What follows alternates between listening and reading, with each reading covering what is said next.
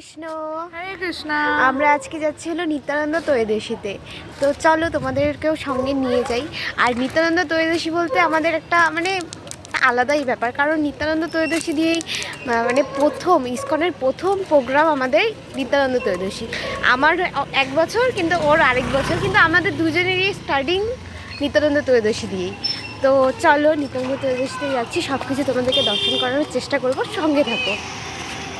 নিত্যানন্দ ত্রয়োদশী একটা বাড়িতে হচ্ছিল, সেই বাড়িতে আমরা চলে গিয়েছিলাম। আর দেখো, সবাই মিলে আমরা আয়োজন করছিলাম অভিষেকের জন্য।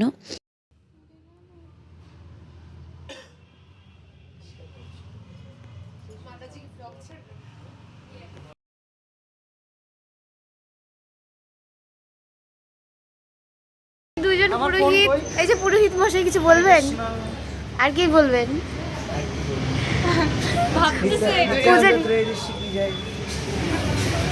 পুরোহিত আপনি কিছু বলবেন? নিতাই গুণ মনি আমার, নিতাই মোরও জাতি। নিতাই বিহনে মোর আর নাই গতি।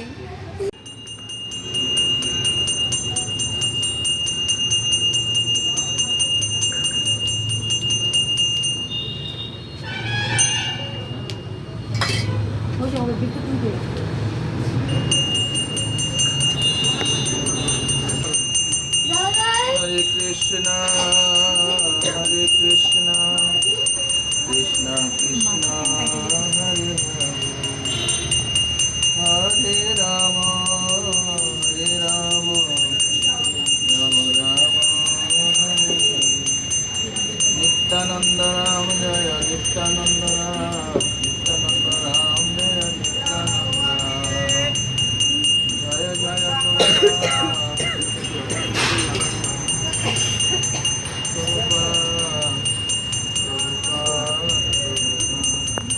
নিত্যানন্দ রাম জয় নিত্যানন্দ রাম, এক চক্র ধাম জয় এক চক্র ধাম।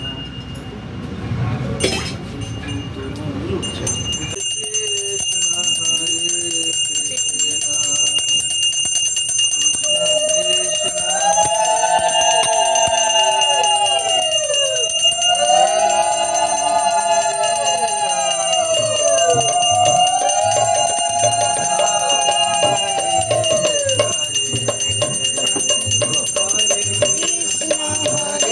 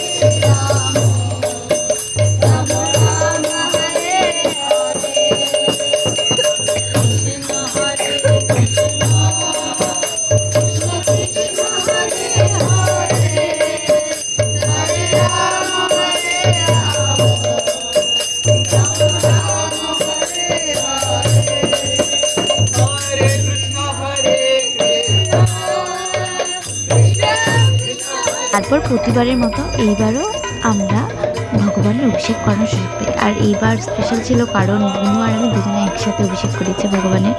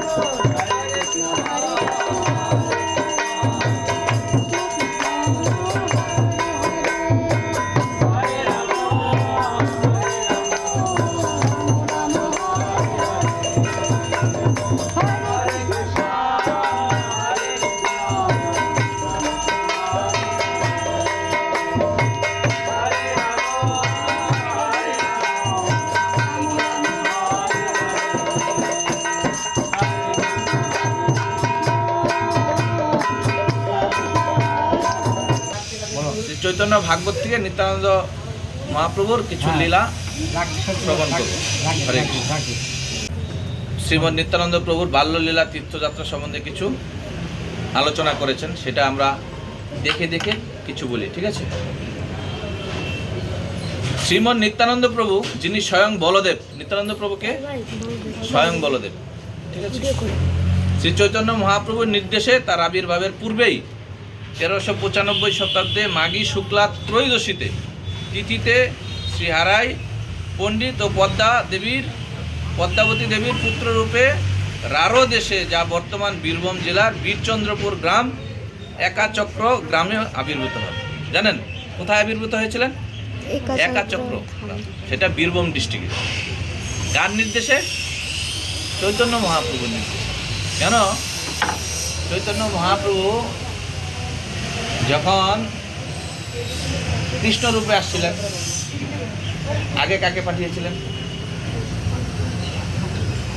আগে বলদেব আসছিল, জানেন?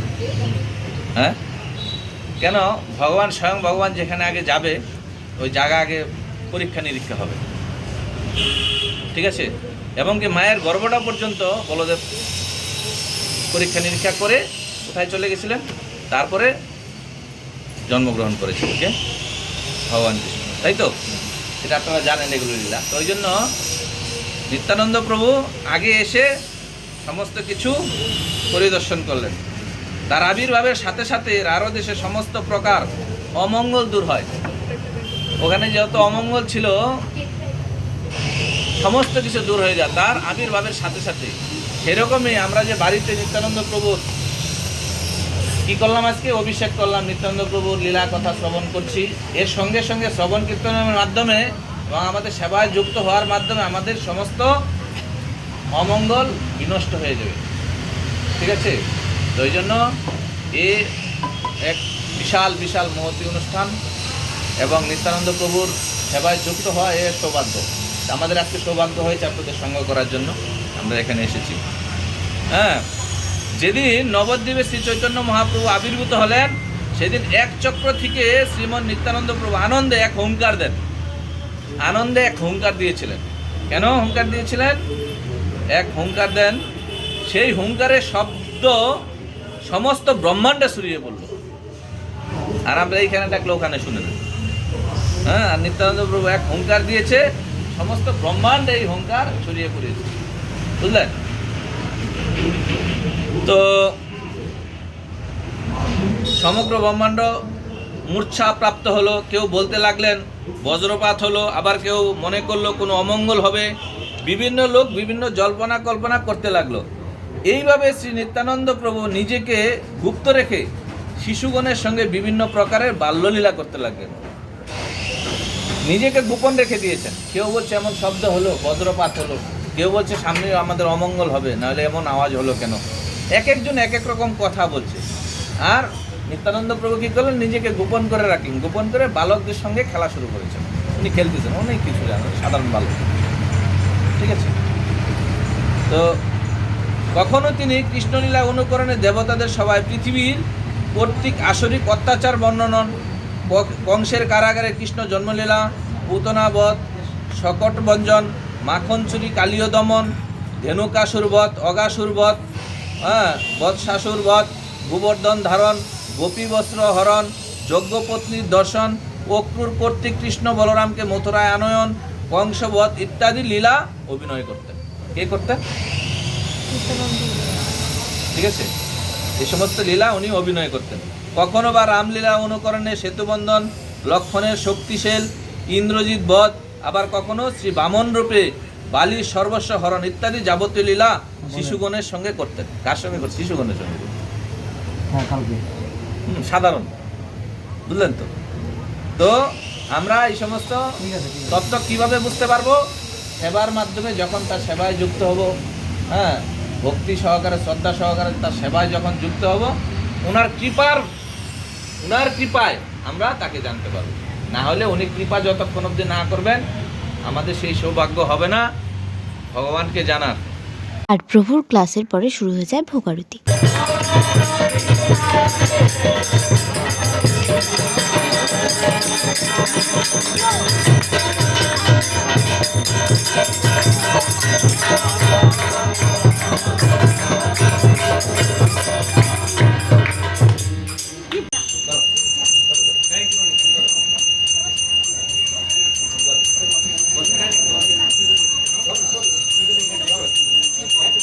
আর সেদিন সেই বাড়ির ছোট্ট মেয়েটার বার্থডে ছিল, তাই কেক কাটানো হয়েছিল।